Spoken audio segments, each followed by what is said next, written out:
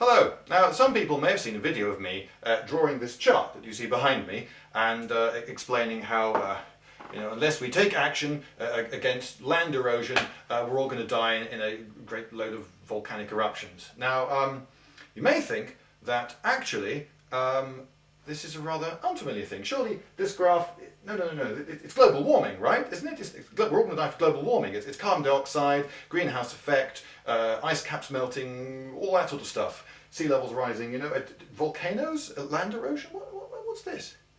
Well, maybe what this is the precautionary principle dressed up in different clothes.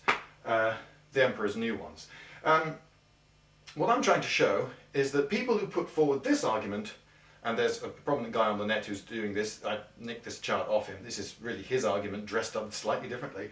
People who are putting this sort of argument, they don't have to come up, it's brilliant, they don't have to come up with any evidence at all for anything. All they're going to do is put the fear of terror of volcanoes, of global warming, of whatever it is, big sharks with teeth and little weevils that burrow into your brain and kill. It doesn't matter what the risk is, nor how preposterous it is. If you can put enough fear into people and dress it up in fancy language, draw graphs, because it's official, you can't argue with a graph, can you? Because it's black and white. Then they can use the precautionary principle to win the day. And what is the precautionary principle? Well, it is a daft piece of pernicious rhetoric which is used over and over again to get people to buy all this global warming or whatever eco-disaster thing you want to sell. Why would somebody put an argument like this? Well, obviously, ladies, I want you to sleep with me. Obviously, so I want to show you that I'm clever and that I really care about the planet, and I deeply care about, and all the little children on the planet, I do. So I put forward this argument, which is both caring and scientific and bold, and could save the world, and the ladies love a hero. And essentially what I'm saying is, please ladies, sleep with me. Okay? Now, what I'm doing, of course, is the opposite. I'm debunking this rubbish. But I would also quite like you all to sleep with me, the ladies. I have no respect for the precautionary principle. The argument is totally ludicrous about, snowshoes on cattle and volcanoes and so forth. But then actually, it could be that all this carbon dioxide stuff is completely ludicrous. Wouldn't it be better to have a questioning attitude? To think, look at the actual, evidence, rather than say, we win because you're frightened and we're clever and look, graph, give us money. What? Give us money? Where did that come from? Well, there are people out there who want to sell you carbon offsetting. Okay, I think now you should pay me lots of money, and because you've just taken a flight to go on a nice holiday and you're having fun, you should feel guilty about having fun.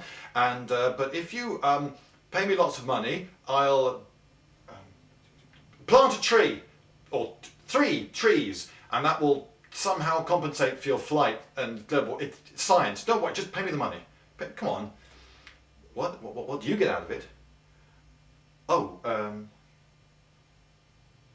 certificate. You get hang on, I'll write you a certificate. Okay, this is to certify that is really, that's 3 reallys. If you'd paid more, you'd have got another really nice person and has carbon offset. There you go. It's a piece of paper printed on recycled stuff, honest.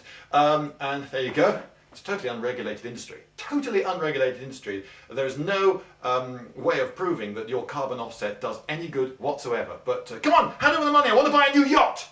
Sorry, not a yacht. Not a yacht.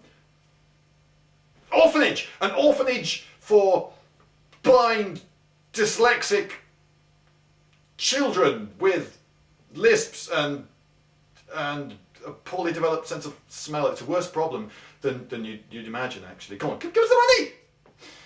And they're even now trying to persuade whole nations to part with billions of pounds in carbon trading. Yes, give us vast amounts of money for nothing at all. Oh, brilliant, emperor's new clothes. Oh boy.